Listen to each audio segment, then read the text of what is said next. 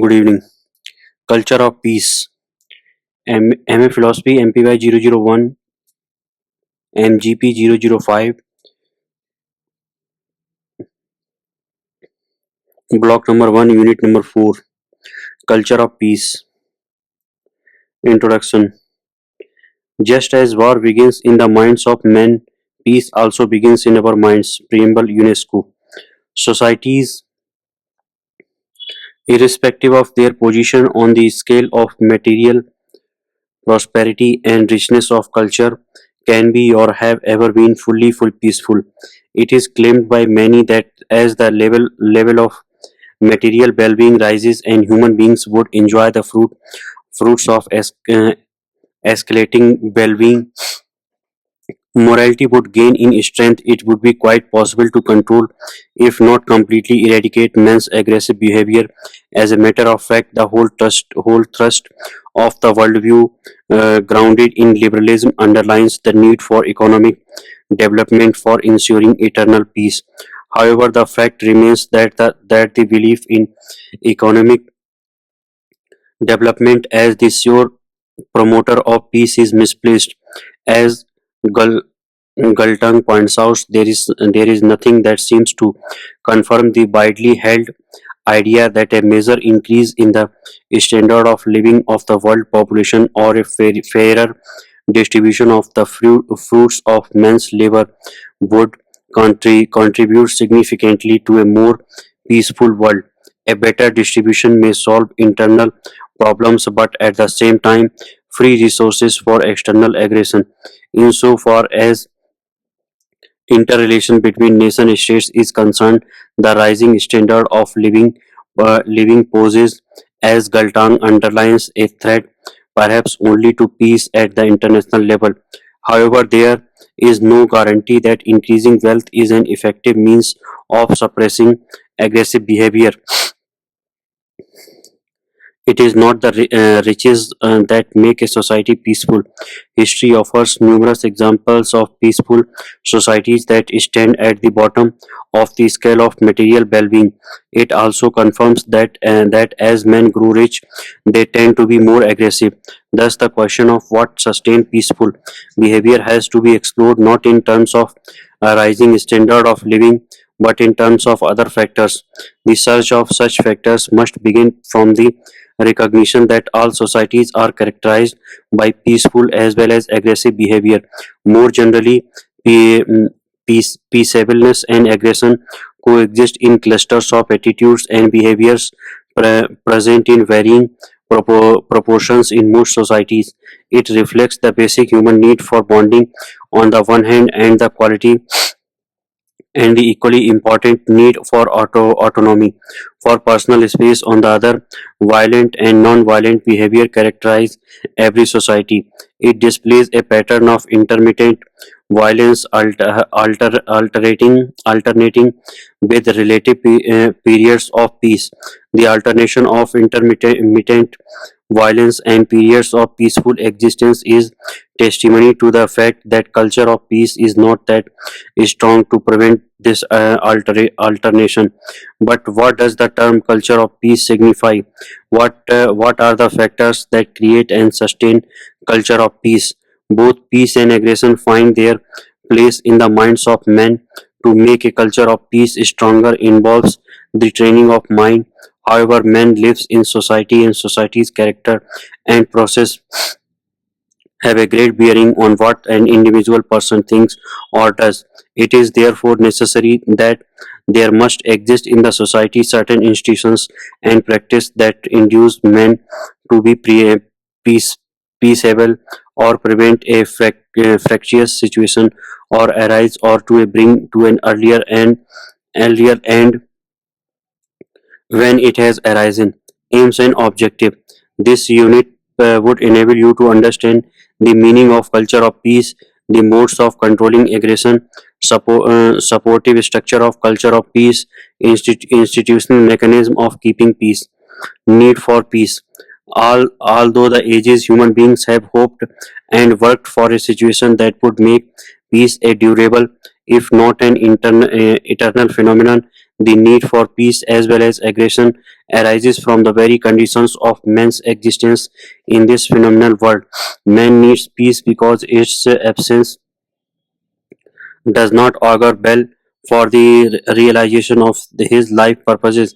A person who wants to concentrate in order to think about or remember something will find it very difficult to do so if he is placed in an extremely noisy environment. Similarly, the pursuit of daily routine requires a peaceful atmosphere in which stable functional relations could enjoy reliability and durability. Excessive disturbance in social relations, either functional or emotional, upsets the smooth flow of life activities. A disturbed social situation generates frustrations, and frustrations causes injury to individual psyche and collective well-being. Stability is a necessary condition for salubrious and fruitfulness social existence. Undoubtedly, stable social relations are necessary but not a sufficient condition for social existence. Stability, if it is frozen, tends to fix particular social relations for eternity.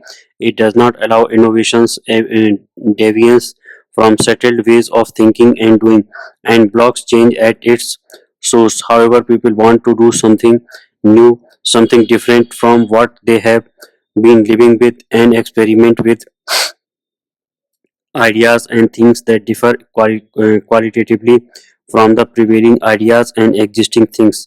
The need to innovate is a call for change, and ruling out change that frozen stability implies is the source of frustration and therefore aggression. Thus, stability and peace are as necessary for keeping society on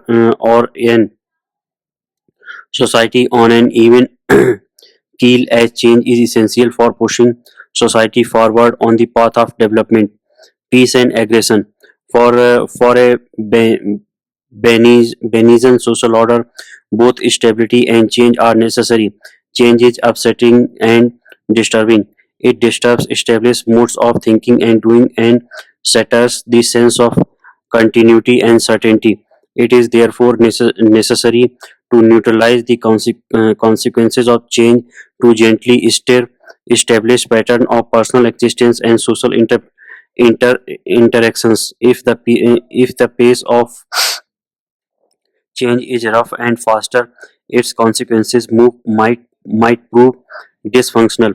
They might radically alter the character of different social groups, completely upset established pattern of intergroup relations, and consequently uphinge settled pattern of motivation and behavior. These changes are likely to trigger aggression and pave the way for violence, while peace and stability are preferred. Change and violence cannot be ruled out if circumstances conspire to make them inevitable. Both continuity and change are necessary for the health of society and its members. The important question in this regard is not the perpetuity of peace, but the peaceful, non-violent resolution of conflict as and when it rises its ugly head. People often clamor for social change. They identify some aspect of their society, including its institutions, as problematic and in need of alteration, paving the way for social change. A peaceful method of bringing about the required change is resisted and frustrated. Violent method of change may be adopted. The occurrence of change is especially loaded with the potentiality of breaking peace, creating situations that may turn out to be violent. However, the capacity of any society to deal with such situations non-violently, peacefully, without a resort to violence is what can be called balance in movement. If is this balance in movement that makes for peace and forges culture of peace. Such a peace does not block change, and when the pressure for change becomes ir- irresistible, it does not lead to violence and shake the social order to its root. As a result, society becomes peaceful. What makes culture of peace possible? The culture of peace is desirable, but how it can be achieved must be squarely faced. Every society has certain norms of behaviors that emphasize peaceful proper conduct and develops certain mechanism to control, regulate, and if possible, eliminate or neutralize the tendency towards aggression and violence.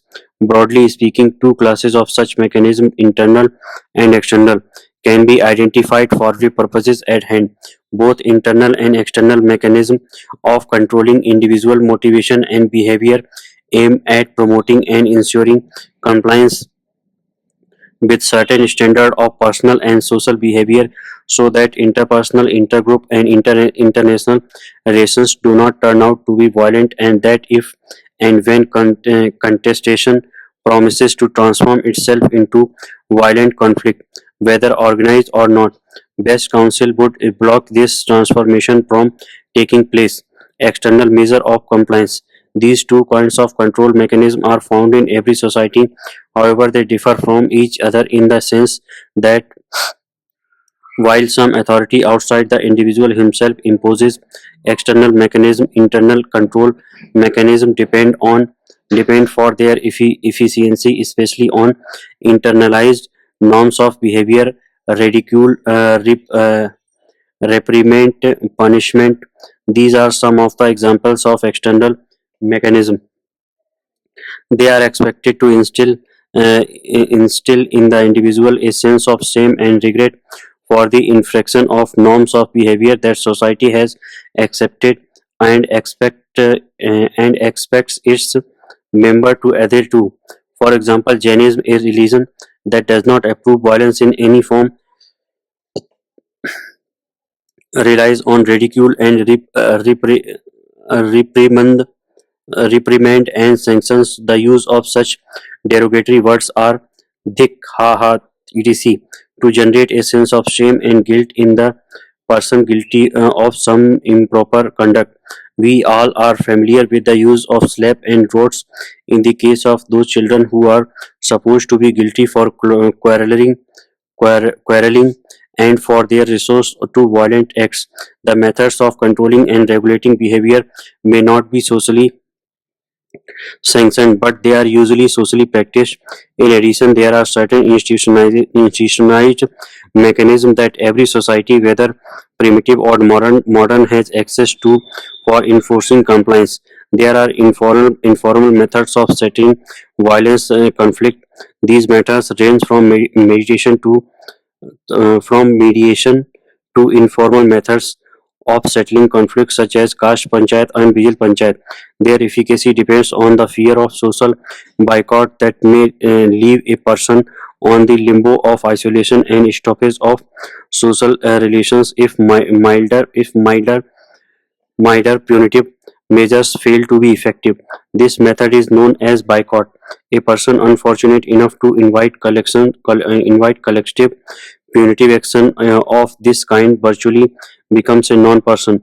Besides informal methods of social control, there are institutionalized methods that derive their sanctions from centralized political authority. It is this centralized political authority that prescribes the lawful, if not moral, behavior in social interaction and what punishment may follow if a person is found guilty of infringing the code of conduct formulated by the state. These methods are illegal methods while derive their sanctity from laws that the legislative assembly of a particular country enact. As such, only that infraction comes under legal scrutiny that has been recognized by law as unlawful behavior. The police and judicial systems are the principal agencies that are concerned with passing judgments whether the person or persons suspected of committing a violent crime is guilty or not, and what punishment must be meted out to him if he or they is are found guilty. Mechanism of control seek to emphasize refraining from doing what the society or the centralized political authority considers to be improper and therefore harmful to non-violent, peaceful social relations. All these methods imply threat. If the implied threat fails to or to deter a person from taking resource to violence, then punishment follows. Reliance on threat followed by punishment is integral to external mechanism of control. Compliance based on coercive methods is undoubtedly compliance obtained through the use or threat of force, especially against those who are defined as aggressors. In essence, methods of control based on coercion exemplify a model of seeking compliance that is based on deviance, detection, conviction, adjudication, and sanctions, whether physical, economic, social, and legal. While social methods presuppose the body of unwritten normative principles and ad hoc methods of detection, determination section, the formal methods presuppose a nucleus of institutions especially set up for this purpose. Since all these methods imply coercion, Galton characterizes them as structural violence. A distinctive characteristic of external mechanism of ensuring compliance is that they become relevant post facto, that is, only after a particular activity comes or brought to notice and is declared as an infringement, lawfully sanctioned behavior. The punishment it invites is supposed to be educative in the sense that it will forcefully bring to the consciousness of the aggressor the fact that he has done wrong and he must not do it again. This is supposed to induce the ag- aggressor to refrain from repeating it in the future. Thus, coercion is treated as a means of reform which, when accomplished, is supposed to be permanent. Such a supposition is, however, based on a very tenuous logic. We are we all are familiar with the term hardened criminal who goes on repeating his crimes no matter how severely or how often he is punished. Coercion, in the sense, proves quite ineffective. The reason is that there is something like rational commensuration, which signifies that people compare the gain with the cost they have to pay for a particular action they plan for take. If the cost is lower than the gain, people would do on infringing approved codes of conduct, whether social or political. The phenomena of rational commensuration should alert us to the fact that external mechanism of ensuring compliance with peaceful means of resolving differences that, when left unattended, are certain to lead to violence, are by no means sufficient. They need to be supplemented and strengthened by the cultivation of attitudes that refuse to use violent methods for resolving conflicts. Internal measure of compliance. The training of disposition and attitude for sustaining peaceableness underlines the supreme importance of internal mechanism of control for not only cultivating peaceableness but also for making external mechanism of control more effective but less frequent, if not quite redundant. A compliance system based on internal mechanism of control receives its relevance from the internalization of certain values that inculcate and support peaceful behavior by suppressing aggression. These values underline the power of peace and are instrumental by altering patterns in people's mind based on the violent ways of behaving. They aim at replacing violent ways of dealing with conflict situations. They induce and prompt people to replace aggressiveness with peace consciousness that values cooperation, kindness, honesty, compassion, tolerance, charity, and justice.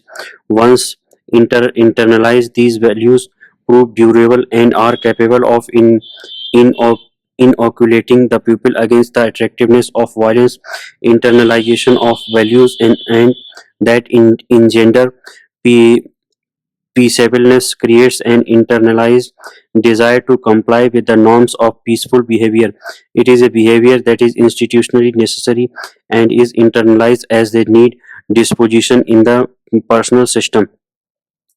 Culture of peace defined. It is now possible to define the meaning of culture of peace when external measures of compliance are gradually replaced by internal measures. A society deserves to be called as the peaceful. This movement from external measures of control to internal measure may ultimately succeed in banishing violence. However, it does not guarantee that society will never experience conflicts. However, as long as there is a diversity of looking at the world and doing things, as long as a plurality of social groups exist, and as long as a multiplicity of interest codes people to act, there will be differences. But when people learn to resolve these differences non-violently and act accordingly, it can be said that culture of peace prevail. Culture of peace signifies not only the training of mind to resist the seduction of violence, but also the manifestation of such a trained mind in sustaining peace social relations. What is very essential for the flourishing of the culture of peace is a mentality that does not treat any difference as a confrontation. Rather, it underlines that any difference of views should be treated as a emergent problem that needs to be solved cooperatively. The term cooperatively here refers to the involvement of the larger group of which the contestants are a part. Such an involvement ensures a cooperation search for a solution that satisfies the contestants as well as preserves social harmony and peace. This makes it clear that the internal attitude of peaceableness must be supported by the external institutional arrangement of society. This will assure culture of peace to remain vital and vibrant. Thus, culture of peace signifies a state of mind that abjures violence as well as measures and structures which promise to solidify and build trust and integration among people for avoiding a relapse into conflict. Pillars of the culture of peace. Culture of peace is cultivated and nurtured in the minds of men. However, if it is kept alive in civil society, which institutionalizes principles and procedures that play an active role in preventing the social situation from becoming violent, it is thus clear that culture of peace is not synonymous with the peaceable mind, nor it is identical with civil society alone. It is the combination of both that engenders and sustains culture of peace. Both the peaceable mind and the appropriately structured civil society are interdependent. Culture of peace is strongly related to civil society.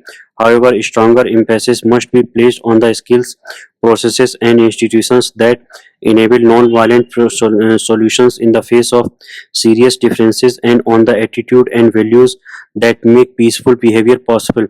Culture of peace, it is clear, is dependent on two essential props self-cultivation that makes internalization of values supportive of peacefulness, and skills, structures, and practices imminent in social order favorable to the maintenance of peace and nurturing of peace supporting values. Given the interconnectedness of self cultivation for engendering values favorable to peaceful ways of social relations, and skills, structures, and practices characterizing a society, several questions need to be answered. First, how does one go about training the mind so that it develops the capacity to resist and overcome the attractiveness of aggression and violence? Second, what are the institutional structures and practices that must be successfully activated to preclude the possibility of differences turning into violent confrontation on the one hand, and to peacefully resolve conflict if they have taken place on the other?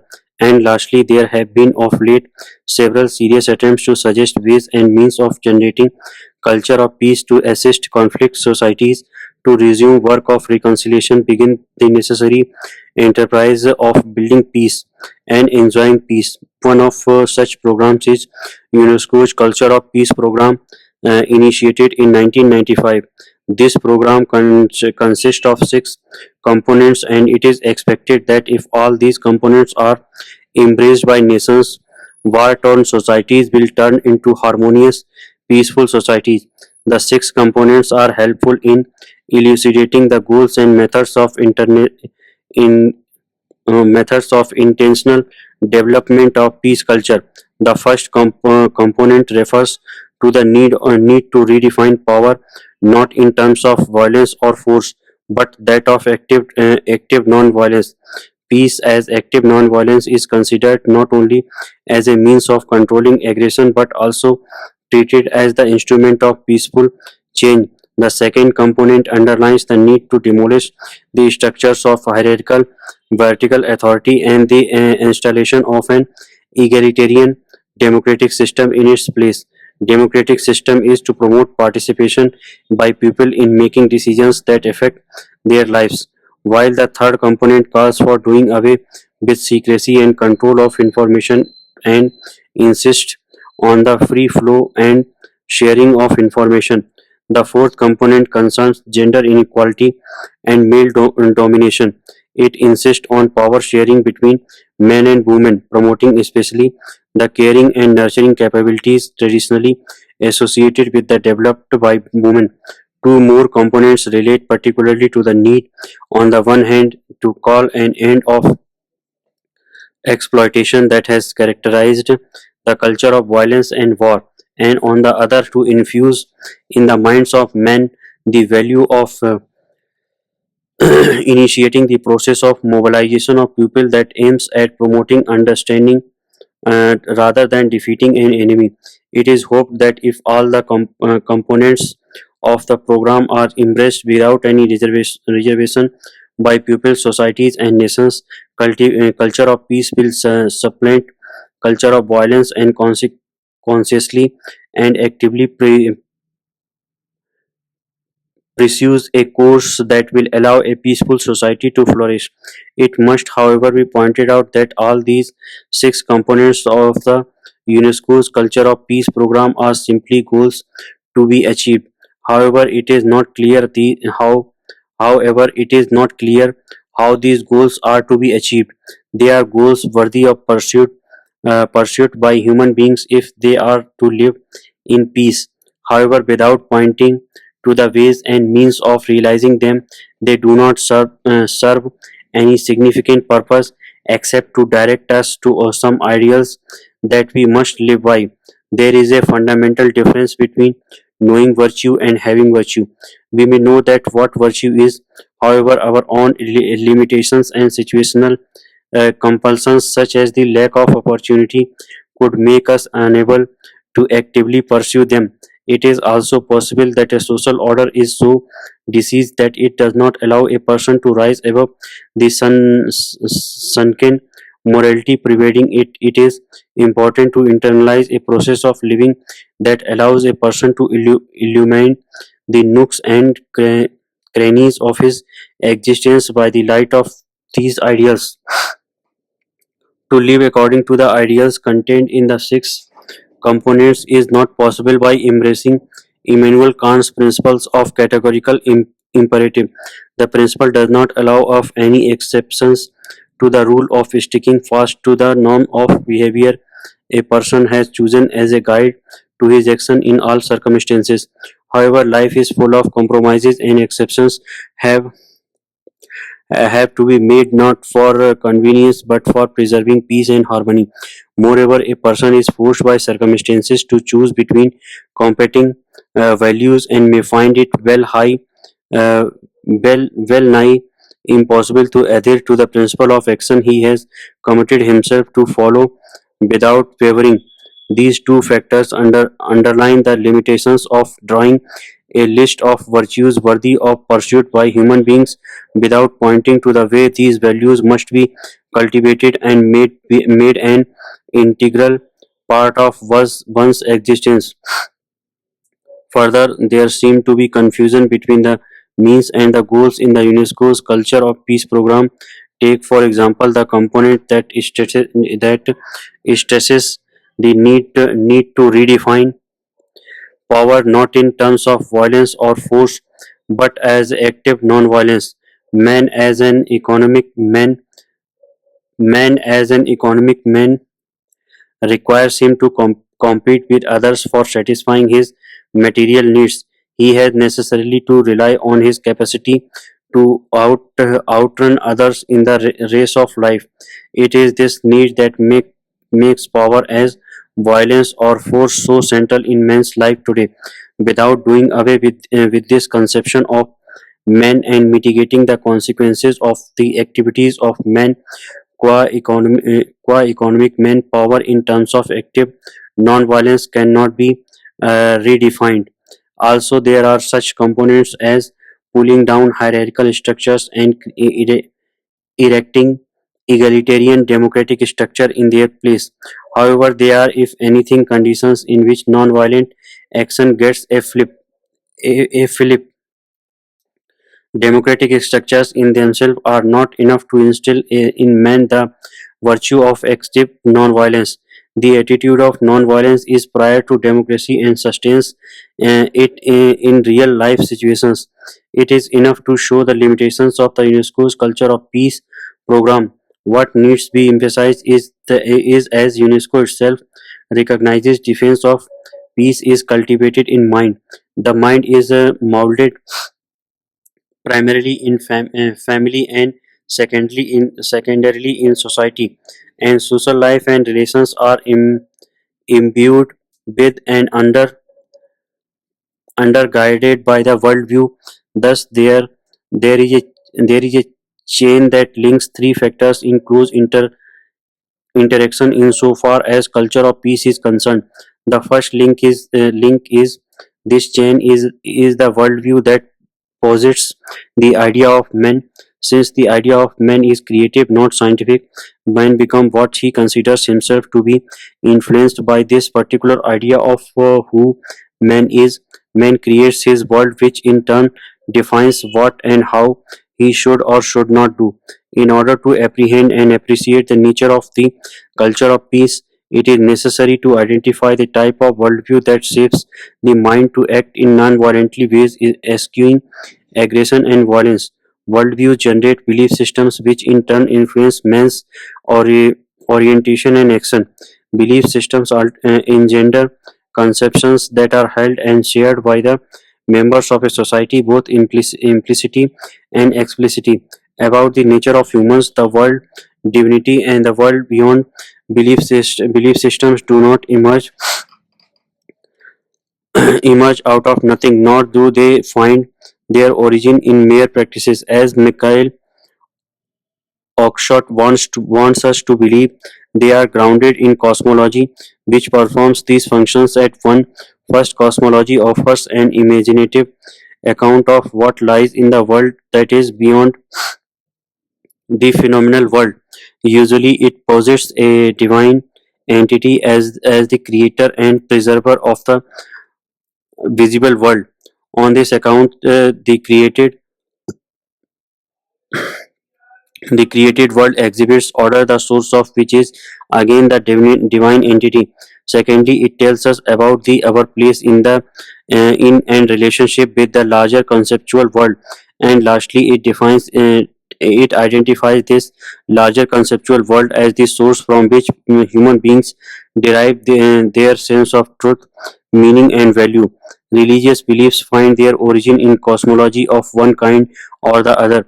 Usually, such beliefs project a vision of world presided over by the Benigan God and underlie the need of man to attune his soul to this divine being as the necessary condition of rising above one's own contingent, narrow experiences and relating oneself with the larger world. This divine being is treated not as something apart or as the other. Instead, it must be treated as a kindred soul who allow us to share the majesty of the divine being. Religious beliefs teach the important lesson of Vasudhaiv Kutumbakam, the whole world is one family, and bring to man's consciousness the central importance of love as the strong basis of bonding of society and sharing in a commonality. Thus, these beliefs underline the value of love and caring for one another for all human beings. They constantly remind us that the non-violent way is a better, higher, and preferable way, and that violence must be abjured to assure human well-being. Individual holds religious belief if it is not at all necessary that these beliefs may be widespread or strongly held by all. Moreover, the sage, the philosopher, or the seer who happens to be the originator of particular religions, can be ignored, forgotten, and their teachings rejected unless their message is accepted and institutionalized. If it is to live long and retain its vitality for shaping men's orientation and guiding men's action. For the institutionalization of religious beliefs, four important measures and processes are usually relied upon. These measures and processes are in in inculturation, celebration of religious beliefs through rites, rituals, different type of public celebrations, functions, etc., education and institutionalized mechanism of mediation, reconciliation, or and arriving at negotiated compromise, the presence of a belief system that promotes non-violence and or a social harmony and does not easily condone aggression. Is perhaps the most critical feature in the sustenance of the culture of peace. Of these four different modes of creating and sustaining the culture of peace, the most important is the process of inculturation, whose primary setting is the family. If is in the family that children are socialized into certain values of personal conduct and proper norms of interpersonal interaction. Each household in a particular society inherits a worldview and a belief system and develops its own strategy to surpass aggression. These strategies are uniquely rooted in indigenous culture and are passed on from one generation to the next. Similarly, each society has its own fund of adaptation built on the knowledge of local environment and the historical memory of the times of crisis and change. Such knowledge and experience are represented in the individual familial households that make up a community. The community at large share this knowledge and the experience of applying this knowledge to concrete situation. The second factor that keeps alive the belief system, even if only dimly, involves the performance of certain rites, rituals, and periodical religious celebrations. The knowledge of the cosmology and the personal and social practices derived from it are woven into religious teachings, ceremonies, and celebrations in the world of work, of play, in environmental role in the saga of times past. These are the hidden peace building strength of every society. Their contribution to peace building assumes basically three forms. Firstly, the performance of rites, rituals, and ceremonies keeps people committed to the worldview and its derivative, the religious belief. This commitment again is passed from generation to generations. Secondly, the remembrance of one's linkage to a primordial worldview is acted upon in the pragmatic affairs of human beings. This keeps alive the ideal of doing as gods did in conducting personal lives and social relations. Thirdly, performance of rites, rituals, and ceremonies also provides the occasions when people meet cordially, even if they are divided by jealousy, uh, animo- animosity, and enmity. On these occasions, gifts are exchanged. The point is sharply made that people are interdependent and share the same culture, heritage, and belief system, and the necessity of reciprocity and cooperation is highlighted. Since celebrations are usually patterned on rituals, they forge a connection with creation itself, a reminder of the oneness of all living things. All these factors go a long way in serving to inhibit aggression, and therefore they prove to be useful in sustaining culture of peace. The third factor is the vitalization of culture of peace is education. It is necessary to make a distinction here in two important processes of educating the mind to become peaceful. This this disinti- disinti- this this distinction refers to an informal process called learning and a formal process known as education in schools, colleges, and universities. Learning takes place in informal settings such as the family, the peer groups, and the larger society. People learn in these settings the value of peaceful ways of behaving and dealing with other people. Children learn from their elders appropriate norms of behavior that are transmitted mainly through examples, stories, and verbal instructions. In contradiction to learning curricula in school, colleges, and universities are constructed, and textbooks are prepared in such a way that they emphasize the importance of peace. They are aimed at instilling in the students appropriate values and training them in skill and that forge a mindset favorable to culture of peace. Even if all these factors are active and engender culture of peace, situations arise when the possibility of violence stares the community in its face. In such cases, attempts are made to avoid violence and preserve peace. Two kinds of mechanisms are therefore developed to manage situations that are charged with the possibility of violence. One of these mechanisms is informal, that underlines the important role of third party intervention in bringing the contestant to satisfactorily negotiated peace. This is done basically through mediation and reconciliation involving an individual, a group of individuals, or the entire adult population of a community. What is essential to the process of mediation and reconciliation is clarifying the issues involved in the particular situation of conflict, evaluation of the merits of the contestant views or claims, exploration of the ways and means of finding a peaceful solution. This process aims at safeguarding equity.